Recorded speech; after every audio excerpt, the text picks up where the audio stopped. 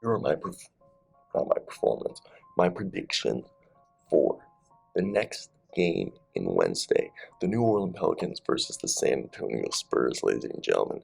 Look, the Spurs got here mostly by accident and will fall 6 spots in the draft if they win both the playing game this week and like so if they win both playing games this week, they literally fall 6 spots in the draft, which seems like a big price to pay for the right to get squashed like a bug against the Phoenix Suns. But you have to think about this. Even during this playoff run, the Spurs traded away Derek White, Thaddeus Young at the end of the year, and they were starting 19-year-old. By the end of the year, they were starting 19-year-old Joshua Primo and assigning 20 minutes a night to guys like Lonnie Walker the fourth, and it all worked out. It's awesome. I'm a Spurs fan. Okay, not a huge one, but I do like the Spurs. So even though the Spurs kind of got here on accident because they're a good team that people don't talk about, it's worked out. While the Pelicans did everything possible to get here. So I want to hear your thoughts down below before we start talking. Let's get right into it. So look, that said, DeJounte Murray plays and Walker and Primo have shown that they could be, decent rotational players. The Spurs are a real threat. Did you know that they've outscored their opponents on this season? The Spurs are good.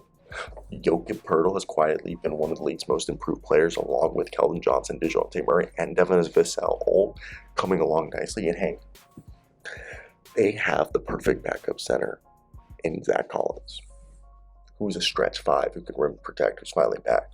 Also, the Spurs also beat the Pelicans 3 times this year, twice at the end of the season after they got CJ McCollum, when both teams were playing similar lineups that they will be playing on Wednesday. On the other hand, the one Pels win was a 33-point beatdown, and New Orleans has been 18-13 since the start of February. However, the Spurs have been 15-14 since in the last 29 games, but that leads season charge to the postseason includes 7 wins against the Blazers, Thunders, Rockets, and only 8 against the rest of the NBA.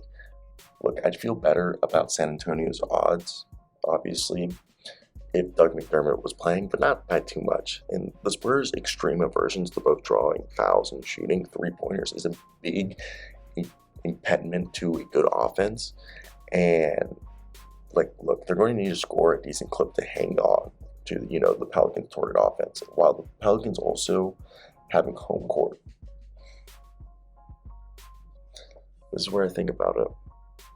I'm going to take the Pelicans. I love the Spurs, but I think the Spurs don't entirely want to win this game.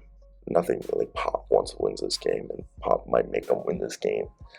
And I wouldn't be surprised if the Spurs are, but I think the Pelicans just really want it. And the Spurs are like, hey, do we really want to lose 6 draft spots just to get destroyed in the first round, or should we just let the Pelicans do that? And they're going to probably be like, let's just let the Pelicans do this. We overachieved already.